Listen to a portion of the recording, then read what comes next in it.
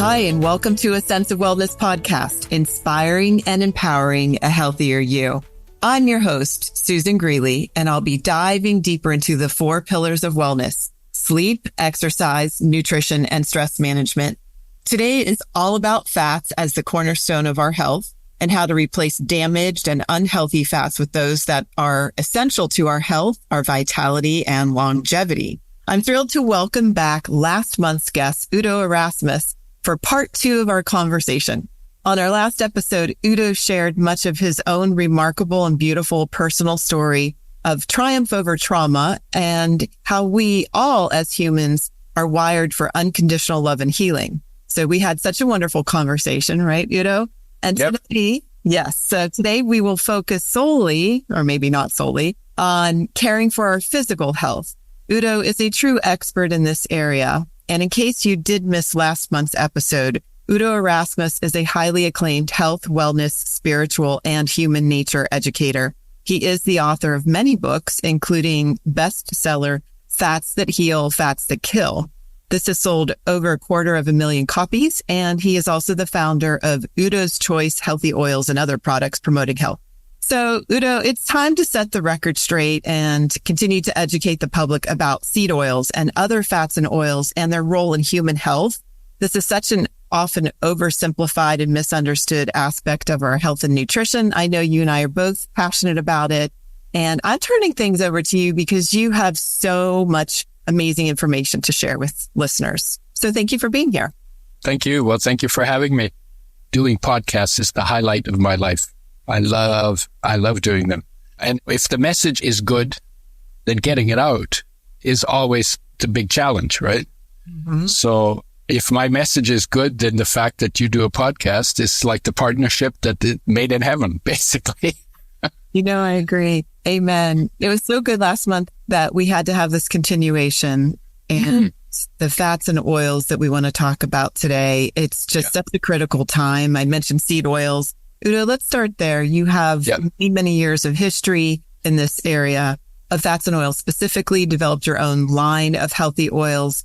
I don't know if you want to start with your story of your pesticide poisoning or how you got into the area of essential fats, but go ahead, take it away. Well, let me start by saying the reason why the title of the book is Fats That Heal, Fats That Kill is because there are literally, unlike in any other part of nutrition, there are 2 completely opposite stories. Yes. And the idea, of course, is if you want to be healthy, you got to figure out what are the fats that heal and bring them in. And you got to figure out what are the fats that kill and make sure you don't bring them in. Right? The original book was actually called Fats and Oils. That's like boring. And as soon as I started giving talks, the title of the talks became Fats That Heal, Fats That Kill. You know, and that is like when I redid the book 7 years later, Fats That Heal, Fats That Kill. That's really a title that it gets you right in the door. You already know what the foundation is. And so there are fats that heal and fats that kill. Now, right now, there's about 3 or 4 books out written by people who've done half of their homework and have ignored half of their homework that write about you shouldn't use seed oils and you shouldn't use omega-6s because they're going to kill you. Well, I ran into that over 40 years ago.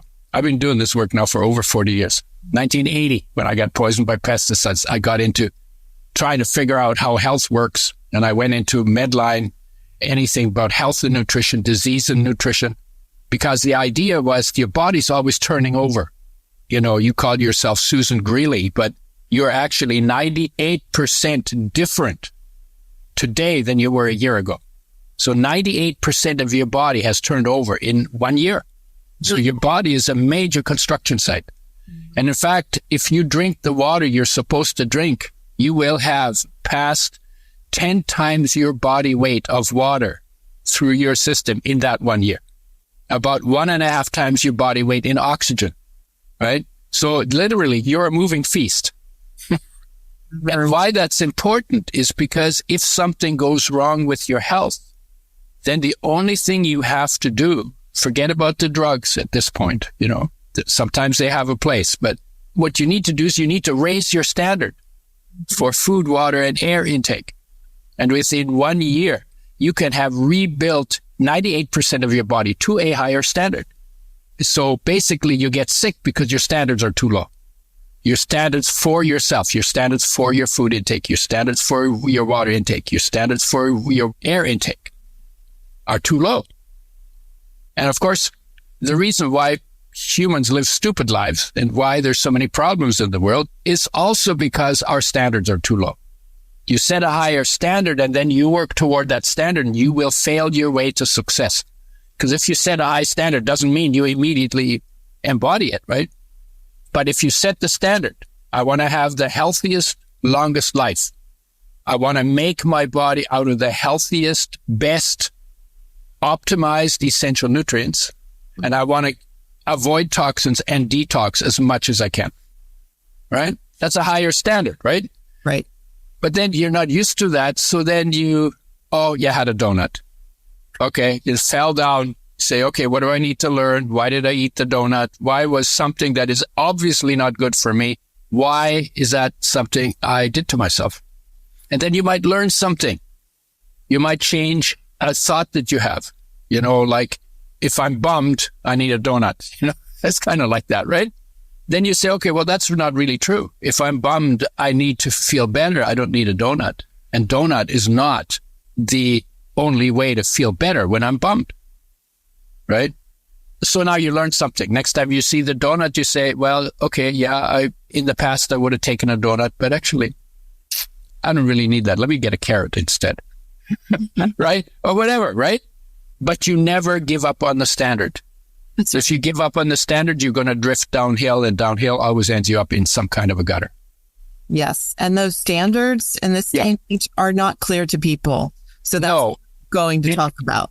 And sometimes industry doesn't set good standards either. So what happened to me, I got poisoned. I started reading about health and nutrition, disease and nutrition, really try to understand. I had really good background in biochemistry, genetics, biological sciences. So I could read this research and understand it. And I got to a point where I've got focused on oils because they were contradictory and confusing. And because I was sick, I needed honest answers. I was looking for truth. I wasn't looking for some fancy marketing gimmick that kicks your emotion into gear. And so I read this study and it said omega-6 is an essential nutrient. It's one of the essential fatty acids, right?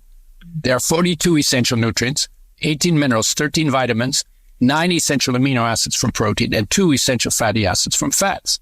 So I read a study that says omega-6 as an essential fatty acid, an essential nutrient. What does that mean? You got to have it to live and be healthy. You can't make it in your own body from anything else, so you have to bring it in from outside. If you don't get enough, your health will deteriorate, and if you don't get enough long enough, you will die. This is how important the essential nutrients are. If you're deteriorating because you're not getting enough, but you bring enough back into the diet before you die, then all the problems that come from not getting enough are reversed. Because life knows how to make a body that works, provided you take responsibility for making sure optimum amounts of all of the essential nutrients land in your body. Once they do, life knows what to do. That's for sure. I talk about this a lot. Yes. Yeah. So I read the study, says omega-6 is an essential nutrient that you have to have. And the very next study I read said omega-6 gives you cancer and kills you. And my head exploded. It's like, wait. I have to have it so that it can kill me? There's something wrong here. Either somebody's lying, and I didn't think they were lying. I think they just did the study, and they did the study, and it forced me to look deeper. And I got into, how are oils made? And when industry makes oils, all the colorless, odorless, tasteless oils in plastic bottles that are everywhere, at least in the 40 countries that I've been to, they're everywhere. Right? Global. This is a global problem. It's a global to the U.S. for once. Yeah. And it probably started in the U.S. or probably Canada or in England or in... Absolutely. Yeah. Anyway, I started looking at how oils are made, and the industry was never interested in health as much as they were in shelf life. Because when you have a shelf life, and you can make it in Vancouver, and you can sell it in Toronto and in Tokyo and in Johannesburg and in Berlin and in Moscow and in Beijing. Yeah. Oh, and in Cincinnati. Yes. Right. So then you could sell it. So you have a big market. So you could have potentially a huge business. Yeah. So they needed a long shelf life. But the essential fatty acids actually are the most sensitive of all of our essential nutrients to damage. They're damaged by light, by oxygen, and by heat. And light's everywhere, oxygen's everywhere, heat is. Yeah. So in order to give them a long shelf life, they had to treat them first with very corrosive base called sodium hydroxide, then corrosive acid, phosphoric acid. Then they bleached them to take out the color molecules that absorb light and then damage the oil. And then the oil was rancid and smelled bad, so they had to deodorize the oil. I called it de-stinkerize it because, rancid oils kind of smell really bad, right? Mm-hmm. And so they deodorized them. To do that, they had to heat the oil to frying temperature for about 30 minutes to blow off the rancid molecules. And in that process, 0.5 to 1% of the molecules of the oil are damaged.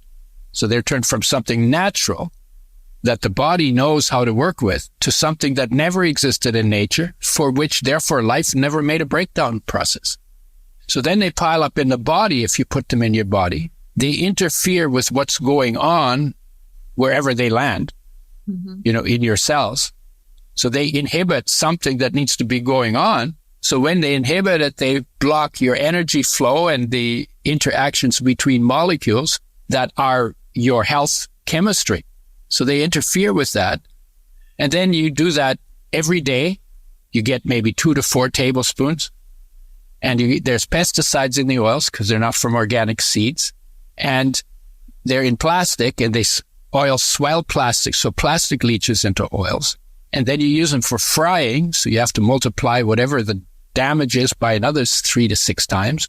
And then you do that for 30 years. That's 11,000 days, more or less. And if you're doing that, probably you're going to get some pushback from your body saying, don't do this. Saying, I'm not functioning at my best. I'm inflamed. Yeah. Help. Yeah. Stop the madness. Now, let me go back because when I found out that these oils are damaged by the processing, I'd been poisoned by pesticides. I had a problem I was trying to fix. I needed some straight answers. So I called the Oil Chemist Society, which is the umbrella organization of the oil industry. And I said, I'd like to talk to a researcher. So they put him on the line. And I said to him, well, when because I read this in the journal, so this is not known information. When you know that the way you process the oils does damage to the oils, why do you do that? And he said, well, one of the reasons we do that is we can get rid of half the pesticides in the oil. And in my head, I'm going, you mean the other half stays in? And I've been poisoned by pesticides, so this was definitely not what I wanted to hear. And I didn't even know at that time that there were pesticides in oils. Right. The whole thing is ludicrous when you start to uncover what is. Yeah. And when I studied lipids in university, they never talked about this kind of stuff. No. Well, I want to step back and actually give that very quick, doesn't have to be quick, nutrition overview about fats, Udo, because we're talking about the essential fatty acids, but just really quickly, there are 2 essential fatty acids that you mentioned. One's omega-3, one's an omega-6. Yeah. And omega-3 is too low in 99% of the population. There you have the single most widespread essential nutrients insufficiency. Right. And it is 5 times more sensitive to damage than the omega-6, which you find in all of the seed oils. 5 times more sensitive to damage. And there are far fewer sources. They're more polar oils. They're heating. They have heating properties. They keep you warm. And they're good for winter, in winter. They're really good for creating heat to keep you warm. And that's important in the polar regions, especially. Right. So, Genesis. But let me go back. So those 2 are essential. They got to be in the right ratio to each other because they use the same enzymes, the same genes and enzymes in the body to get converted into a whole lot of other hormone-like molecules. And if you get too much of one, it'll crowd out the other. If you get too much of the other, it'll crowd out the one. So you got to have the balance right. And because they're really sensitive, they need to not be damaged. And that means you have to have a very tight system that excludes light, oxygen, and high temperature from the whole process of making the oils. And then when you get the oils, you never want to use them for frying. But let me go back to the story. So I said to him, I said to myself, oh my God, I didn't even know there were pesticides in the oil. But I said to him, well, why don't you start with organically grown seeds? Then you don't have a pesticide problem that you need to damage the oil to try and get rid of. Well, he probably had never heard that, and it hadn't ever occurred to him. So there was this long silence at the other end of the phone. And I don't know, maybe it was only 3 seconds, but it seemed like a really long time. And then when he came back, he was really angry. So I don't know what your problem is. The oil is 99% good. It's only 1% damaged. And if you got 99% on an exam, you'd be damn happy, wouldn't you? Well, I used to get 100% in some of my exams because in the topics I was really interested. So I wasn't as impressed as he was with 99%. But I thought, well, maybe I'm overreacting. It's only 1%. So we have a saying, when in doubt, do the math. So I decided to ask a question. So if you have a tablespoon, a U.S. tablespoon, which is 15 milliliters or 14 grams of an oil that is 1% damaged by the processing, how many damaged molecules would you find in that tablespoon? Have you heard this before? I heard you because I was listening to you, but go ahead and say it. So okay. If you hadn't heard it, I would have asked you to come up with a number. Oh. Because I do this whenever I give talks, and I ask people to guess, well, how many? It's 1% damaged, it's 1 tablespoon. How many damaged molecules do you think are in there? Okay. And the estimate that people give me is always at least 1 billion times too low, because the actual number is astronomical. It's 60 quintillion damaged molecules. I bet anybody who's listening to this, they have to stop and say, well, how many zeros on a quintillion? Right. Well, 18 zeros. So it's a 6 followed by 19 zeros. That's how many damaged molecules are in a tablespoon of oil that is 1% damaged. And that's more than 1 million damaged molecules for every one of your body's 60 trillion cells. Well, imagine 1 million damaged molecules for every cell.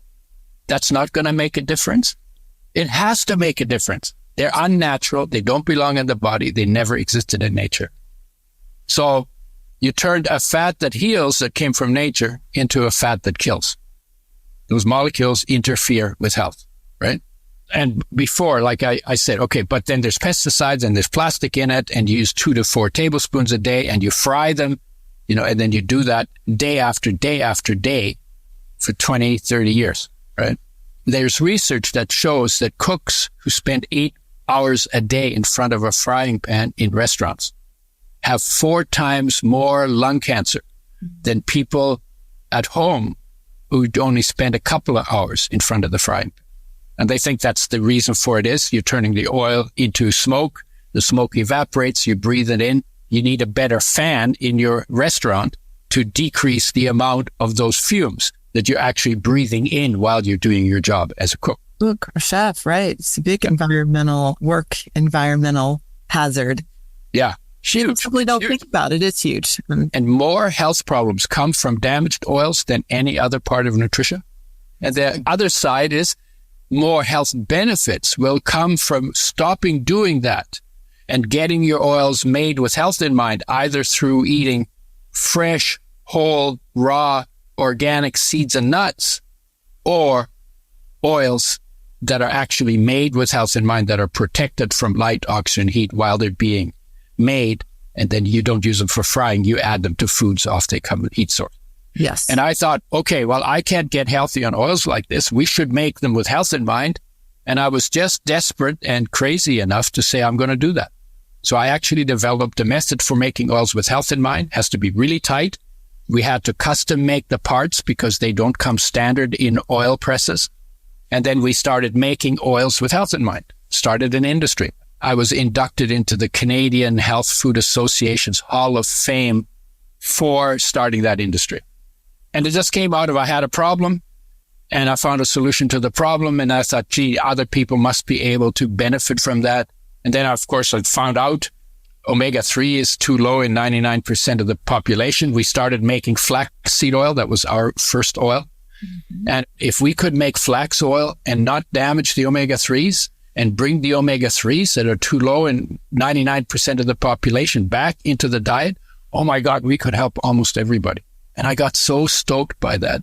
There's something about when you do something that helps people, it feels good in the heart. It does. You know what I mean? And if you do things that hurt people, it doesn't feel good in the heart. We're wired like that. We're wired for helping. Oh my God, I just found a purpose. This is a good purpose. This is worth doing. And it was big. It was big. I like thinking big. Thinking small has never been my problem. And we created that industry. I worked with a lot of other people.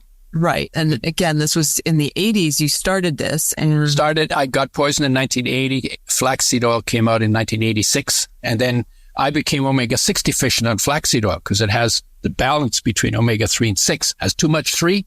So I became omega-6 deficient.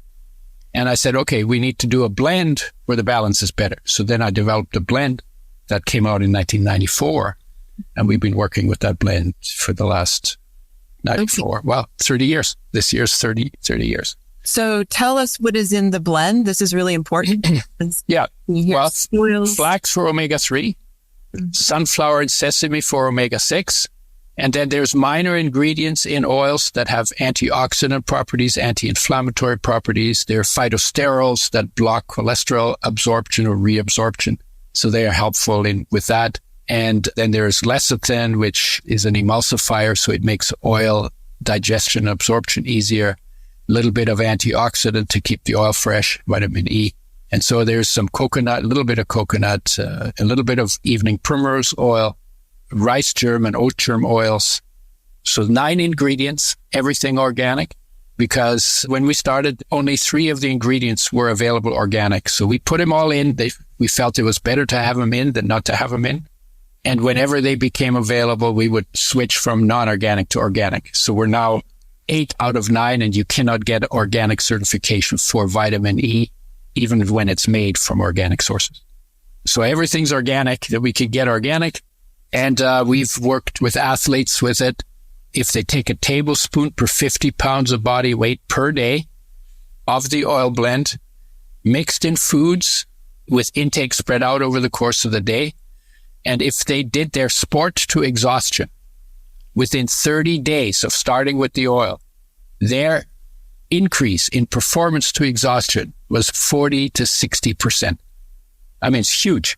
And the omega-3s are responsible for that because they increase energy production, increase oxidation, takes you longer to get tired, you recover quicker, you heal quicker, less inflammation, less joint problems, more flexibility and mobility in your joints, and on and on. So 40 to 60%. And then what we did is we kept them on it for 6 weeks, and then we took them off the oil for 6 weeks. It's called the washout, right? So that they wouldn't be getting, and we watched their performance drop. Then we put them back on for 6 months and watched the performance go up again. And then we wanted to take them off and do it one more time, and they wouldn't do it because they liked the benefits they were getting. Well, of course. Yeah. And we've worked with runners and cyclists. We worked with football players, soccer players. We had one boxer, martial artists, and then bodybuilders and weightlifters and strongmen. So we did 2 studies, one in Denmark in, I think it was 1998. We did one that was multi-country, and that was done in 2004, I think. And they all ranted and raved about how much more energy they had. But the biggest rant came from people who said their skin was awesome. Because when you get enough oil, of the right kind of oil, it forms a barrier in the skin against the loss of moisture, and then your skin becomes soft, smooth, and velvety, and you don't need gunk on the outside. If your skin is dry, you're not getting enough of the right kind of oil.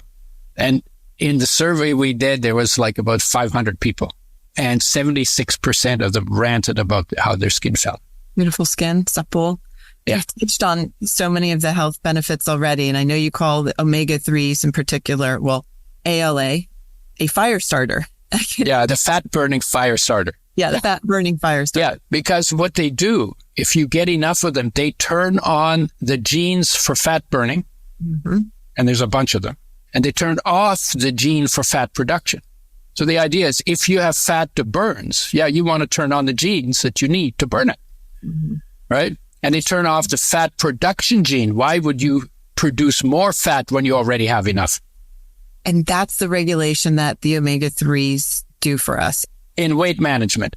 On the other hand, carbs turn on fat production genes and turn off the fat burning genes. So we say to people, if you want to lose weight and you want to do it nutritionally, then raise your intake of omega-3s and lower your intake of carbs. Because if you keep eating carbs when you use the oils, the carbs may block the function of the omega-3s. Right. So I call it a fuel shift. You go from getting more of your energy from oils and less of your energy from carbohydrates. Not a fuel, don't do a fuel addition. Do a fuel switch. Exactly. Okay. So that's the key point too. And this is very nuanced. In general, though, this is such a key area, not just for weight management, it's for our overall health, metabolism, and functioning that mentioned it. 99% of the population doesn't get enough omega-3s. Inflammation all the time, right, Udo? I do on a daily basis. All right. So what food sources? I want to talk about getting things like seeds in your diets every day. Yeah. And again, these plant sources versus oil. So when should you use an oil? What's the right amount from a whole food? What are the sources? It gets confusing. Do I need to be using a combination of an oil in my foods every day in addition to eating enough nuts and seeds and possibly grains and legumes and other foods? Mm-hmm. Okay. Where the confusion comes from is that nuts and seeds and legumes and green plants and grains all have different amounts of oils. But not only do they have different amounts of oils, so you have to do the math on that. Right. But they also have different fatty acid profiles. How much omega-3 they contain, how much omega-6, how much omega-9, how much saturated fat they contain. And that's different for every seed and every nut, right? And it's even different seasonally for the same plant coming from the same farm. As if it wasn't confusing before. And this that's the most complicated and that's probably the most compelling reason for why to use the oil, because in the oil, we've put that together for you. Okay. And what I say to people is, okay, look, these two are essential. You got to make sure you optimize their intake. You got to make sure that you get them in the right ratio. And right now, by the way, we have lowered our omega-3 intake to 1/6 of what people got in 1850. And we've doubled, tripled, quadrupled, maybe even 10 times our intake of omega-6 from seed oils. Right. We've really screwed up the ratio. Oh, yeah. I've heard. And now what happens is the omega-6s crowd up the omega-3s. We're already not getting enough. So the omega-6s crowd them out. And so all the things the omega-3s do in your body, one of which is anti-inflammatory. Okay?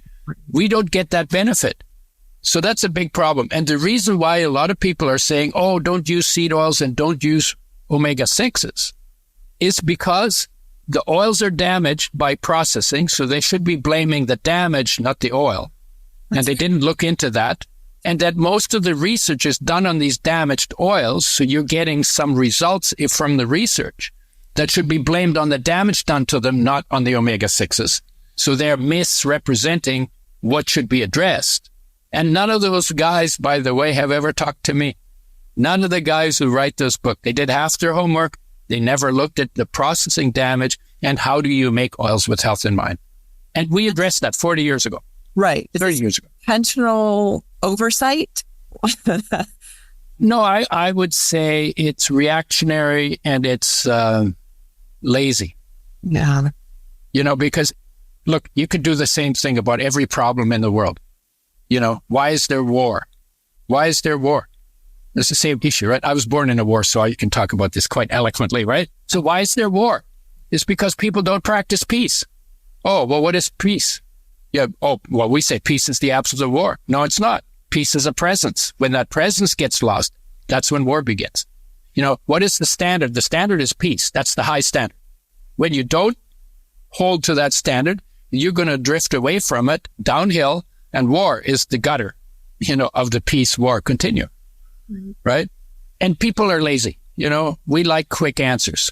You know, we like convenience. You know, that's why we listen to experts even when the experts mislead us, right? That's why we buy oils even though the oils are not made with health in mind, right? So it's convenience, and then we don't know, and part of not knowing is because we haven't looked into it.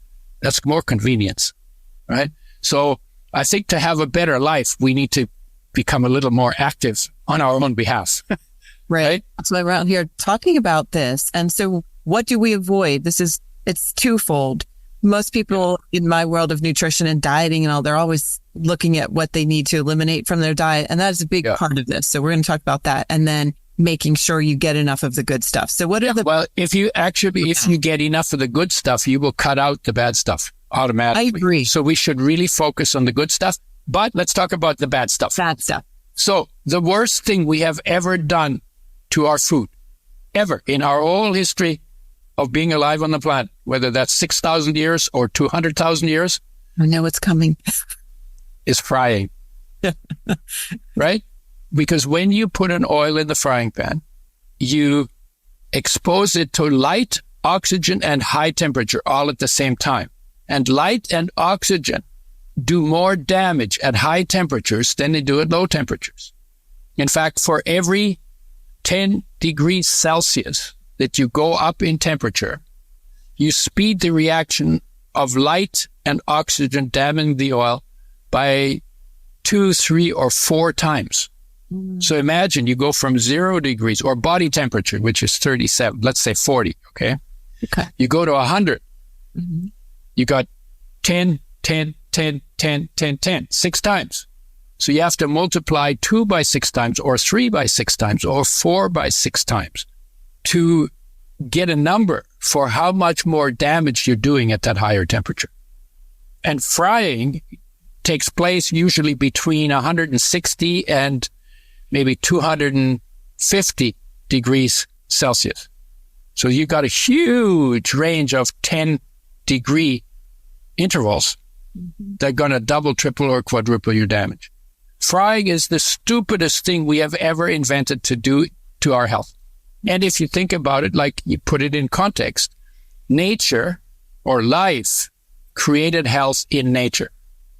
And in nature, every creature that eats fresh, whole, raw, organic, local, mostly in season as well, although that's not entirely true because squirrel hide nuts in the, so they find some of them in winter, right?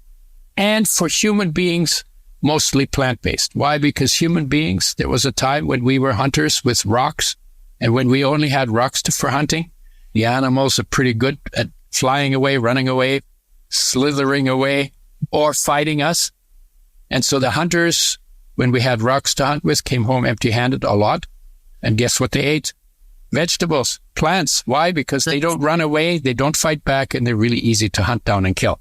Right. So we like to think of ourselves as hunter-gatherers, but we were actually gatherer-hunters in most places. There are some places there were a lot of animals, so they became more hunters because it was easy, because they're crowded. Right? So if you use that as your standard, fresh, whole, raw, organic, local, if you use that as your standard, where's the frying pan? Where's the frying pan in that? Well, there isn't a frying pan in that. Okay, that should be a sign. And there's even a Greek myth about Prometheus who stole fire from the gods and brought it to man. And the use of fire is where all our heating and cooking and damaging and frying comes from, right? So he was punished. And his punishment was he was chained to a rock, and every day an eagle would come and peck out his liver, and every night his liver would regrow, and every day the eagle would come and peck out his liver again. And this was eternal punishment for stealing fire from the gods. And I thought about this. I said, well, Prometheus, he wanted to be nice. He was trying to do something good. Why punish him like that? So I said, well, how could we get Prometheus out of his eternal punishment? Oh, really easy. Give fire back to the gods. And what does that mean? Now you're back to eating fresh, whole, raw, organic, local. Right? Now, but how did the Greeks know that your liver gets wrecked when you fry foods, when you burn foods? Because they didn't have our kind of knowledge. But it was in the mythology. I thought, well, it's pretty, I guess we didn't invent intelligence in the 21st century. No, we did not. There have been intelligent people before us. Very good. That's a humbling thought. It is, indeed. I agree. Yeah. All right. So it's pretty stark when we talk about this, and humans' taste preferences now have evolved into loving their fats and fried foods and, Oh, everywhere I go, everybody's frying foods. I say to people, you know what? And they say, oh, I love the taste of fried food. Well, no, you don't. Because if you actually scrape your burnt crap off of whatever you fried, and then you put it on a tablespoon and you eat it, it's bitter, it's acrid, it's scratchy, and it tastes disgusting, right? So I do guess, well, why do we think we like the taste of fried food? Because we got it with mother love. And the industry is not that old, only like 100 plus years. Mm-hmm. They got big in the 30s, 40s, and they bamboozled our parents into using oil for frying, because before that, cooking meant in water, and most foods were cooked. Like olive oil was added to foods cooked in water. It wasn't fried in olive oil traditionally. So they said, oh my God, if we could get them to use oil instead of water for cooking, do you know how much oil we could sell? And so then they started saying, oh, it's more simple and it gets done better. And, and then they did their marketing campaigns, and our mothers got bamboozled into switching from butter to margarine and from cooking in water to frying in oil, because an industry promoted that. So I say to people, listen, keep the mother love. Mother love is incredible. It's all good. Exactly. Separated from the bad habit that she was bamboozled into. That's right. By the industry. Separate it. And then throw out the frying pan. I say to people, get your frying pan, turn it upside down, bonk yourself on the head with it really hard, associated with pain, and then throw that stupid thing out. Mm-hmm. And cook in water, and then add oil to your foods after they come off the heat. Add good oils to your food, and the oils will actually enhance flavors, and they will improve the absorption of oil-soluble nutrients. So you're doing yourself a favor in health, not just with using good oils, but even with what oils do to the rest of nutrition. Yes, and I tell people that too. Don't forgo that at the end. That's a really necessary part to be added to your food for the absorption of the fat-soluble vitamins. Right. And if there's still oil on your plate, when you finished all your food, lick your plate. Yes. Back to the fats that kill. So we've got frying. So frying is the worst. Yeah. Hydrogenated would be the next one. Yeah. They're not very popular anymore, but people still put them in foods when they don't have to put ingredients on the labels. And that's why it's important to mention that they still are out there. It's still a little pervasive, even though it should be, and if you have 0.5% or less of trans fatty acids in something, you can write on it 0 trans fatty acid. But if you have 0.5% of trans fatty acids in a tablespoon, then you will have 500,000 trans fatty acid molecules for every one of your body's 60 trillion cells in one tablespoon. So this is not a minuscule amount. No, it's not. So that's really important, that there really are no trans fatty acids in whatever fats and oils that you use. And then the third one would be saturated fats, because when you eat a lot of saturated fats, they make your platelets more sticky, which takes you towards heart attack, stroke, embolism. And they make you more insulin resistant, which takes you toward diabetes. But the saturated fats are actually not the problem, because omega-3s make your platelets less sticky. So they take you away from cardiovascular disease. And they make you more insulin sensitive. So they take you away from diabetes. So actually saturated fats cause those problems only when you're omega-3 deficient. And 99% of the population is. So if you optimize your omega-3 intake, they take care of the problem that saturated fats can cause when you're not getting your omega-3s. So you should actually blame the problems with saturated fats on omega-3 deficiency, not on the saturated fats. And you want to prioritize your intake of omega-3 and 6. That's the only thing you have to have from fats and oils. Mm-hmm. Once you've optimized it, everything else is okay. And again, here's a point where if you do what you need to do that's right, then it automatically cuts out a whole bunch of things that you would otherwise be doing that are wrong. It displaces the bad calories. Yeah. So what does that look like in your daily diet? I'm very simple. I eat mostly plant-based, mostly raw. And I didn't always eat that way, but as I'm getting old, I'm 82. So I'm still functioning on at least 2 cylinders, right? But firing on 2 cylinders. But what I do is I eat pretty simply. I don't cook much. And one of the things I do is I get tahini. You know what tahini is, right? Of course, yep. Sesame butter. It's like peanut butter, only it's sesame. And I get it in glass jars, and it's organic. And I let it sit for a while. Then the oil comes off the top because oil is lighter than protein, right? So the oil sits on top. I open it. I throw out the oil because it's an omega-6 oil. It has no omega-3s in it. Then I put some of my oil in it, Udo's oil, right? Put my oil in it, mix it up. It's a better oil. And then I put a whole lot of spices in it. I use cayenne and cinnamon, cinnamon and ginger and clove and black seed and amla and turmeric. Turmeric's huge. Or what do they call it? It's a spice mixture that they use in Indian food. Curry. Curry. And I use green tea powder. Nice. And I use hawthorn, because the best spices in nature from various different countries are antiviral, antifungal, antibacterial, anti-cholesterol, anti-cardio, anti-diabetes, anti-cancer, antioxidant, and anti-inflammatory. As are those fats. So combined, that's a true anti-inflammatory. Right.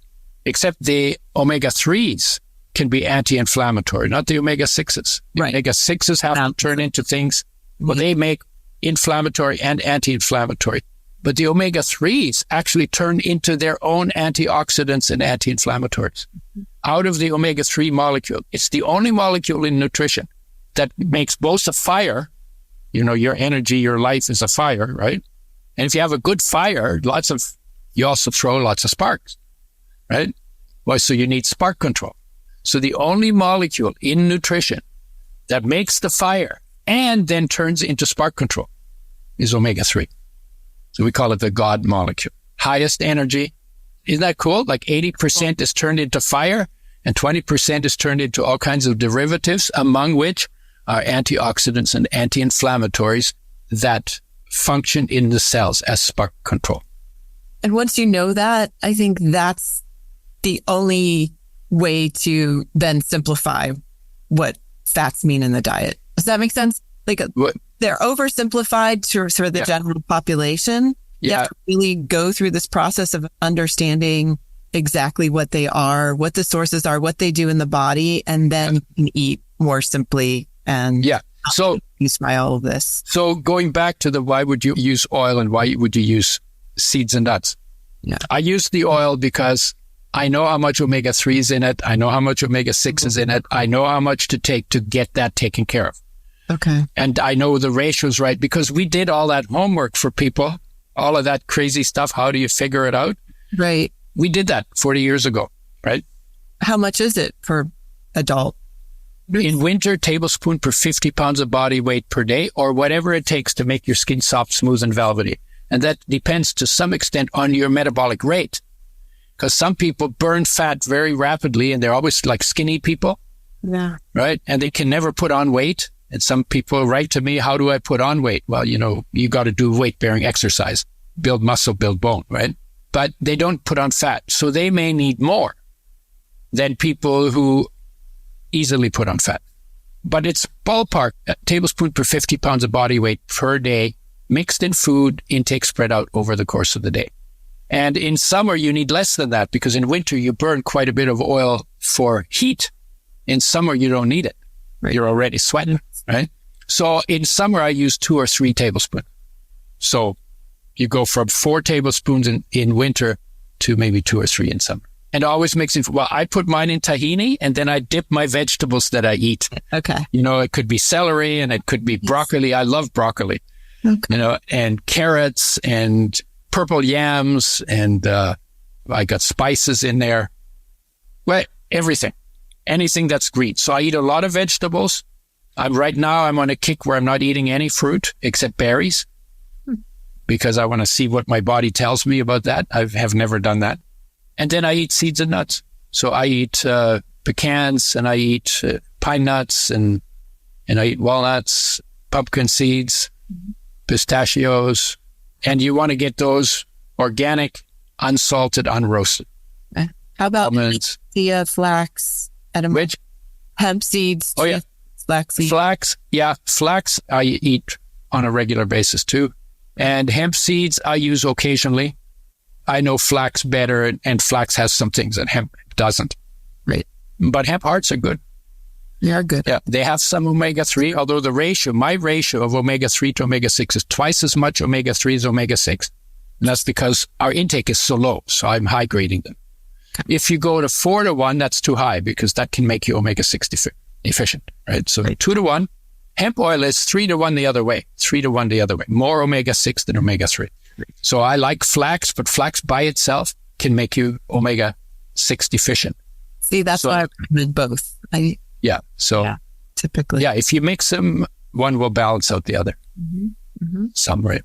Yeah, so this is very helpful and what people need to avoid. And I know you say this as well as I do. You typically need time to get there.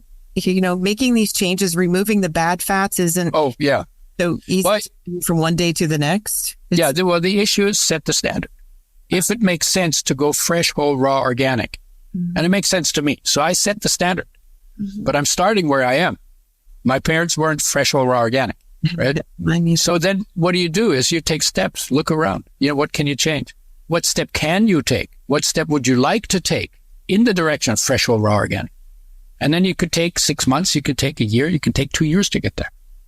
If you're frying, can you cook a couple of things in water instead? If you're cooking in water, can you eat a couple of things raw instead? Okay, I have a very important question for you because this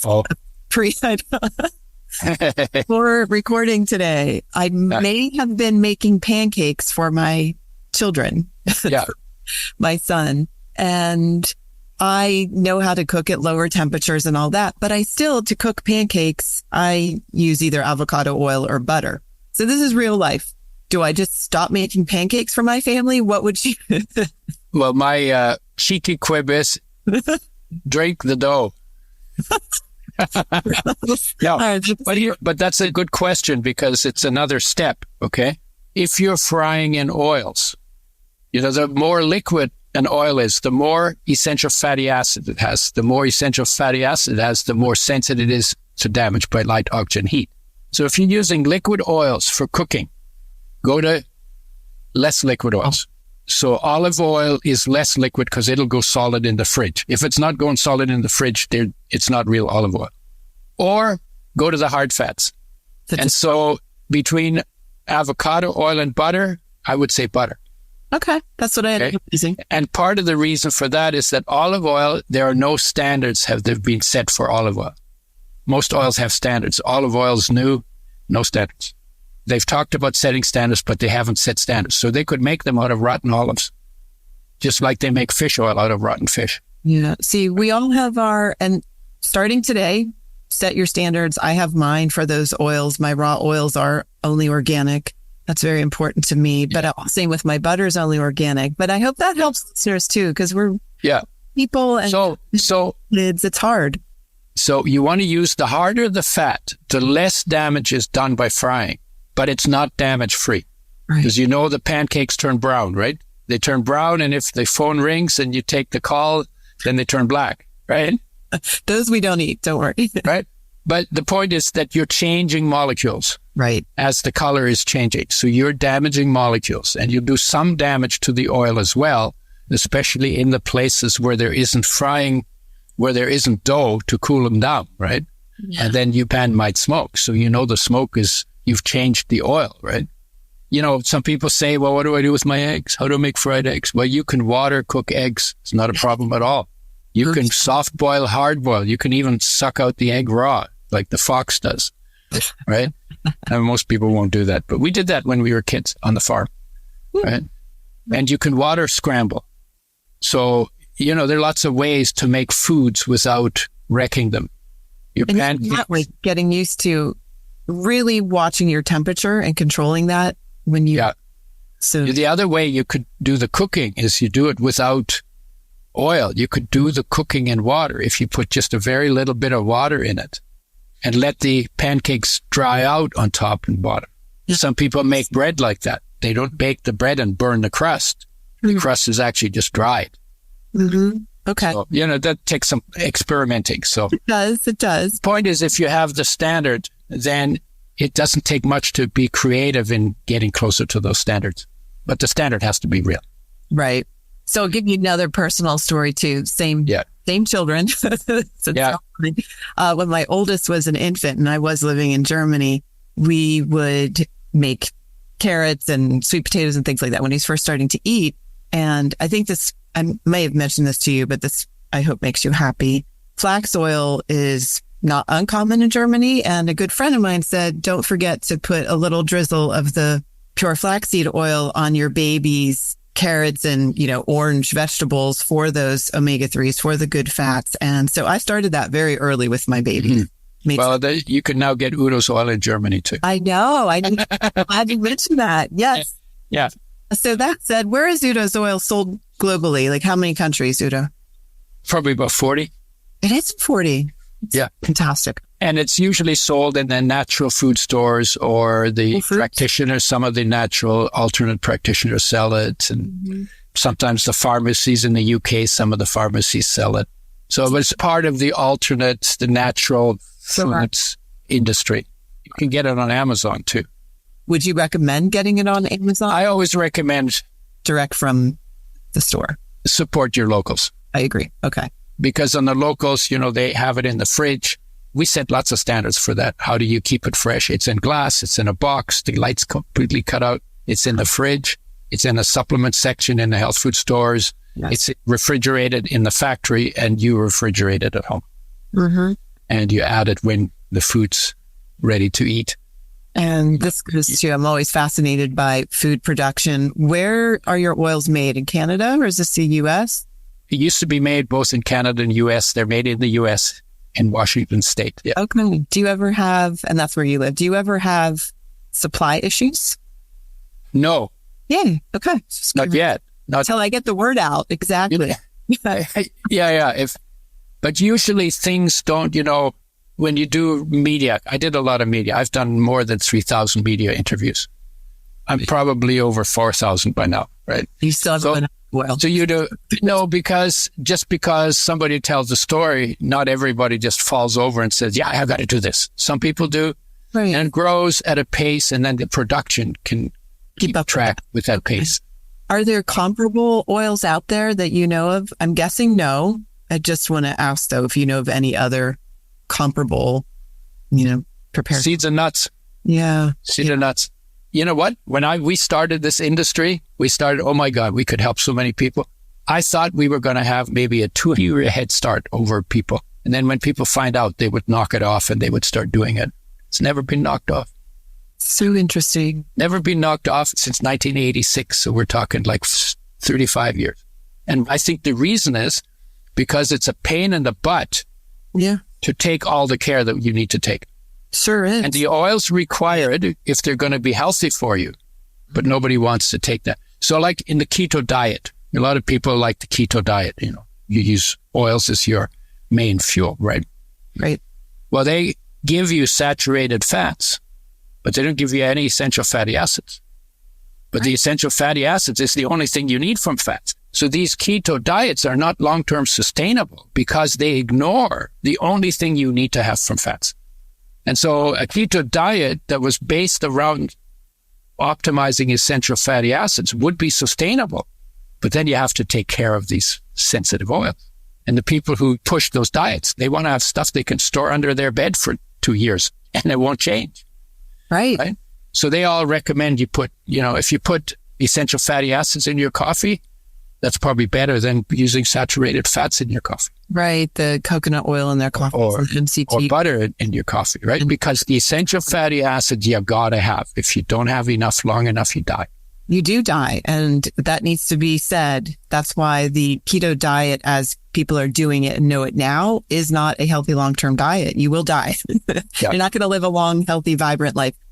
But the idea of using fats as your main fuel, that works. But the main fats in that fat diet have got to be the essential fatty acids. That was so compelling what you said about the athletic performance. I had not heard that before. Mm-hmm. That's very, very telling.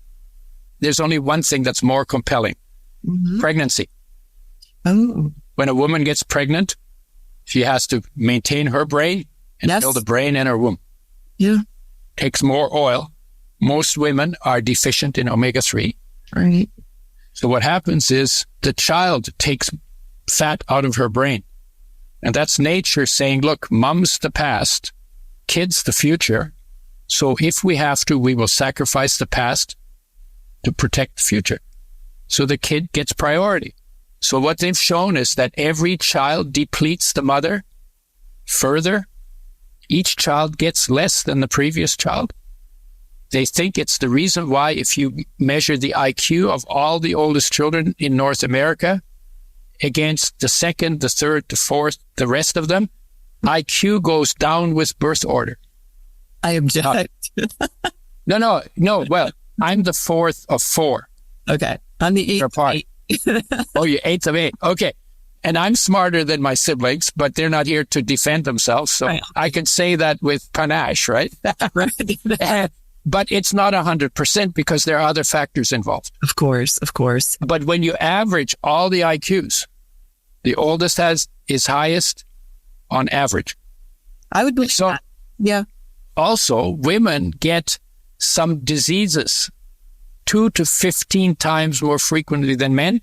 Those include depression, fibromyalgia, chronic fatigue, collagen diseases, autoimmune diseases, and inflammatory diseases. Women get those from 2 to 15 times more frequently than men. And the researchers think is the depletion of essential fatty acid during pregnancy sets them up for those conditions. So they say women need to make sure they have a reliable source of both essential fatty acids, and I say in the right ratio and undamaged and non-toxic, yes, in their diet, both for their own health and the health of their children. So that's probably, I think that's even more compelling than the athletes.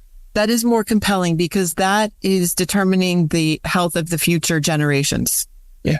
Right? It starts in the womb as a mom myself, very passionate about that. Thank you, Udo. Yep.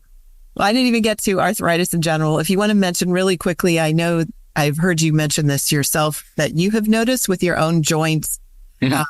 Do you want to speak to that really quickly as far? Oh, yeah. When I was 38, I had the beginnings of arthritis in my knees. Wasn't like really bad, but whenever I put a little pressure on my knees, like I bent my knees a little and then had pressure on it, weight pressure on it, they would hurt. I'm 82 now. I have no pain in any of my joints. And what is the difference? I started paying attention to what I do. And I would say omega-3s are a huge part of that because the body turns them into, aside from anti-inflammatory regulating substances in our cells. They're called prostaglandins, prostacyclins, thromboxanes, and leukotrienes. And they're also called collectively eicosanoids. Mm-hmm. And they regulate cell activity in every cell in the body on a moment-to-moment basis all your life. And the omega-3s do that in an anti-inflammatory way. They also turn into anti-inflammatories. The omega-6s don't do such a good job on that. Right. And they have more energy. And so it's energy. And where's the arthritis come from? Where's the inflammation come from? Sparks, free radicals, we call them, or reactive oxygen species, right? So that's what we call them. But basically, they're sparks. And what you need is spark control. The spices and some herbs provide spark control, but the omega-3 itself turns into spark control. So omega-3 is really, really remarkable that way. So so I'm 82. I have no inflammation anywhere. Right. And I hope this inspires everybody. I still do gardening, and I still climb up on ladders and take down trees and dead trees. Do you hike out in Washington State? Yeah, I'm actually in Canada, but I've been Vancouver. Yeah. I apologize. I hiked last year in summer. We went for 12-kilometer hikes through the mountains, up and down slopes. Awesome. No problem. Awesome. And I run sometimes, and I do, chin myself, and I have a mini trampoline, and I'm active. I'm not a jock. I'm not addicted to it. Right. But I like to be in shape, because exercise keeps body and soul together. Yes, it does. I like it when body and soul are together. Yes, in alignment. I love that. That brings it full circle for us. I've kept you a long time. This is tremendous. This is so helpful for everyone, Udo. That's always the hope. Yeah. keep inspiring and educating everybody. We got those 8 billion people on this planet to make healthier. That's right. Yes. Yeah. One day at a time. So, I asked this on our last episode. I will ask you again, what is one thing you're grateful for today? Or multiple things you're grateful for? Well, how about this podcast? Yeah, I was going to say the same. I am so grateful to have you with me. And it's such an honor, tremendous honor to have you. I was so looking forward to this. I was really giddy today. I was in such a good mood. So thank you for that. And then for listeners, I want to mention this. We have an offer for listeners, and that is a free digital draft copy of your brand new book. I don't know if you're aware of that, but we will offer a digital copy of Your Body Needs an Oil Change. And has that come out yet, Udo? It's only there. Digital. Okay. Right now. Okay. Excellent. Well, thank you for that. I can't wait to read it myself. Finally, one last thing. Where would you like to send listeners to find Udo's Choice or anything else about you, Udo? Oh, yeah. udoschoice.com and udoerasmus.com. So they know how to spell that. On that, we talk about everything else. Exactly. We'll make sure that you do. I'm working on turning health into a teachable field, like total health based in nature and human nature. And also human nature into a teachable field, because we're missing things about ourselves that if we put some focus on them, we could make this place the heaven on earth it's supposed to be. We're getting there. Slowly. We're under pressure to do it, because either we're going to go up or we're going to go down. Yeah. Right? Either we're going to thrive or we're going to basically decimate, kill ourselves. Yeah. Let's hope doing so many stupid things just because we're not paying attention.